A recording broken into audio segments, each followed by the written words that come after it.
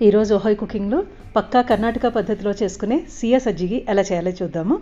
సీయ సజ్జిగి అంటే మనం బన్సీ రవ్వతో చేసుకునే కేసరి కింద చెప్పుకోవచ్చు. దీనికోసం 1 కప్పు బన్సీ రవ్వ తీసుకున్నాను. మనం రెగ్యులర్గా చేసుకునే ఉప్మా రవ్వ. 2 పెద్ద అరటిపళ్ళు తీసుకున్నాను. అరటిపండు ఫ్లేవర్ అనేది దీనికి ఎక్కువగా ఉంటే బాగుంటుంది.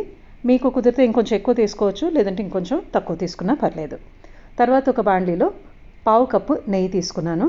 కొన్ని జీడిపప్పుల్ని చిన్న చిన్న ముక్కలుగా చేసి కొంచెం దోరగా వేయించుకుని, తర్వాత 15-20 ఎండు ద్రాక్ష తీసుకుని అవి ఉబ్బిన తర్వాత బయట తీసి పెట్టేసుకుంటున్నా. ఇంకొంచెం నెయ్యి మిగిలింది, దాంట్లో ఈ రవ్వ వేసుకుని లో ఫ్లేమ్లో పెట్టుకుని అవి కొంచెం తెల్లగా అవుతుంది రవ్వ. మనకి అలాగ వేయించుకుంటూ ఉండాలి, చెయ్యి వదలకుండా. కొంచెం విచ్చుకున్నట్టు అవుతుంది రవ్వ. అంతవరకు ఒక 7-8 నిమిషాలు ఓపిక్గా వేయించుకోవాలి. కొంచెం తెల్లగా అయింది, కొంచెం ఉబ్బినట్టు అయింది రవ్వ. ఇప్పుడు ఆ అరటిపండు ముందు ఏదైతే చూపించానో వాటిని స్లైసెస్గా చేసుకుని దీంట్లో వేసుకుని మళ్ళీ ఇంకొక 6-7 నిమిషాలు 5-6 నిమిషాలు కొంచెం అరటిపండుని చిదుముకుంటూ వేయించుకుంటూనే ఉండాలి. ఒక 5-6 నిమిషాలు ఈజీగా వేయించుకోవాలి. చూడండి, మొత్తం మీద ఒక 12-13 నిమిషాలు అయిన తర్వాత చూపిస్తున్నాను. మనకి అరటిపండు అలా కలుపుకుంటూ ఉన్నప్పుడు రవ్వలాగా చిన్న ముక్కలుగా అయ్యి ఇలాగ కలిసిపోయినట్టుగా అవుతుంది.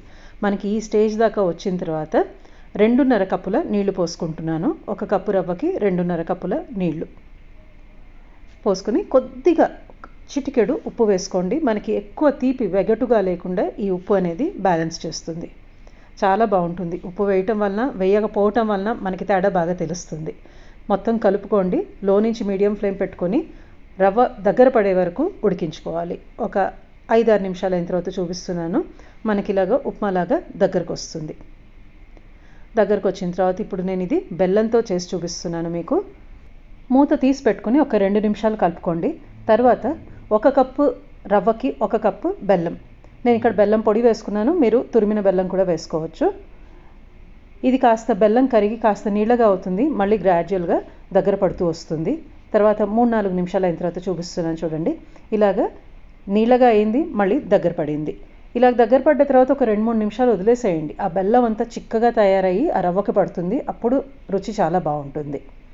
ఎక్కడైతే ఒక 7-8 నిమిషాలు అయిన తర్వాత అలాగా మనకి బాండ్లీ వదిలి ఒక ముద్దలాగా తిరుగుతుంది, అప్పుడు దాకా కాస్త కలుపుకుంటూ ఉండండి. వేయించి పెట్టుకున్న నట్స్ వేసేసుకొని 1/2 టీ స్పూన్ యాలక్కాయ పొడి వేసుకుని మొత్తం కలుపుకోండి. మొత్తం బ్లెండ్ చేసేసుకొని తర్వాత ఒక 1/2 టీ స్పూన్ నుంచి 1 టీ స్పూన్ నెయ్యి వేసుకోండి. దీనివలన కాస్త అలా మెరిసినట్టుగా మెరుపు వస్తుంది, మంచిగా మృదువుగా ఉన్నట్టు ఉంటుంది. నోట్లో పెట్టుకోగానే కరిగిపోయినట్టు అనిపిస్తుంది. ఇప్పుడు మనకి సీయ సజ్జిగి లేదా బన్సీ రవ్వతో చేసుకునే కేసరి రెడీ అయినట్టే. ఇది చిన్నప్పుడు మా అమ్మగారు మాకు స్కూల్ నుంచి రాగానే ఒక ఆఫ్టర్ స్కూల్ స్నాక్ లాగా చేసి పెట్టేవాళ్ళు. రుచికి రుచి, హెల్త్కి హెల్త్, చాలా బాగుంటుంది. లేదంటే మాకు నోరు పూసినప్పుడు కారంగా తినలేము, గట్టివేమీ తినలేము, గుచ్చుకుంటున్నాయి నోట్లో అన్నప్పుడు ఇది చేసి పెట్టేవాళ్ళు. పొట్ట హాయిగా ఫిల్లింగ్గా నిండేది, ఆ కారం లేకుండా ఈజీగా తినగలిగేవాళ్ళం. ఇప్పుడు ఇదంతా వడ్డించేస్తున్నాను. సంప్రదాయ పద్ధతిలో చెప్పాలంటే సీయ సజ్జిగి అనేది పాలుతో తీసుకుంటారు. ఇది వేడివేడి పాలన్నా అవ్వచ్చు, రూమ్ టెంపరేచర్లో ఉన్న పాలు అవ్వచ్చు, లేదంటే ఫ్రిడ్జ్లో పెట్టుకున్న చల్లటి పాలన్నా సరే.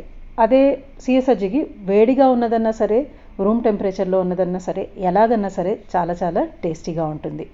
ఒకసారి మీరు కూడా చేయండి, పాలుతో టేస్ట్ చేయండి, మీ అభిప్రాయాన్ని చెప్పండి. త్వరలో ఇంకో వీడియోతో కలుస్తాను. బాయ్.